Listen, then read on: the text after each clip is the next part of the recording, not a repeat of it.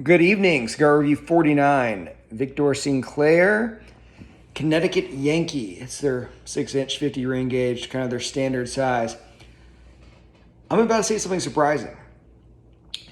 This is my fourth cigar today. I've smoked a Cuban H. Upmann, a Cohiba Red Dot, and a Oliva G.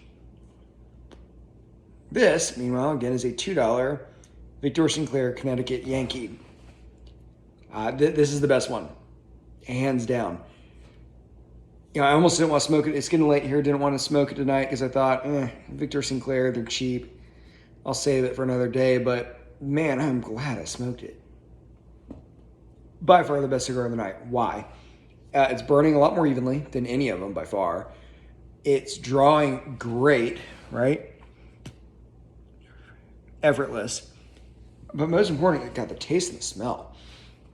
I'm getting this almost salty, sweet taste, like a tiramisu, or if you got one of those chocolate pieces that's covered in sea salt.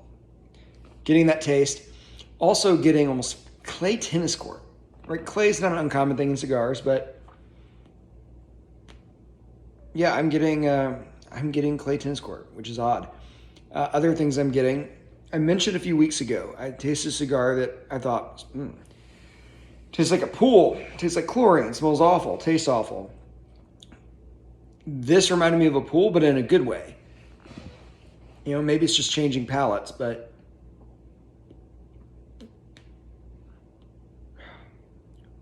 it's just fantastic. I mean, the only complaint I would have about the cigar is if you look at the wrapper, you can clearly see where they rolled the leaf, indicative of, typically a cheaper cigar.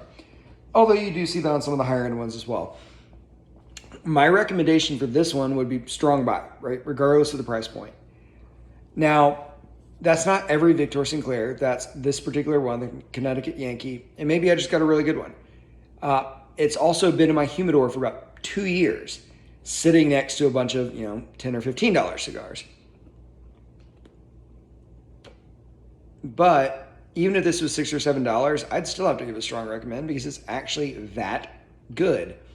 Here's what I'd recommend though. If someone knows a lot about cigars, they'll recognize this brand and think, that bum gave me a cheap cigar. So what I would recommend is you pull a little bit of a con. You get the cigar, take the wrapper off, and when you hand it out, just make some comment like, I'm handing out some of the kind of better ones. For modesty's sake, I don't want people knowing what I gave out. They're going to smoke this and think, woo, he did give me something really good. And again, maybe I just got a really good one. And that cigars are a natural product. It's leaf, right? You're going to get ones that are bad. You're going to get ones that are good of the same cigar. There's no such thing as, two cigars that are absolutely identical. It doesn't exist. But the one I'm having right now, fantastic. I mean, nothing but a strong recommend. The interesting thing about it, by the way, Connecticut Yankee, they called it that because they're using Connecticut Havana leaf, which is pretty rare. It's not broadleaf. It's not shade leaf. It's something entirely different.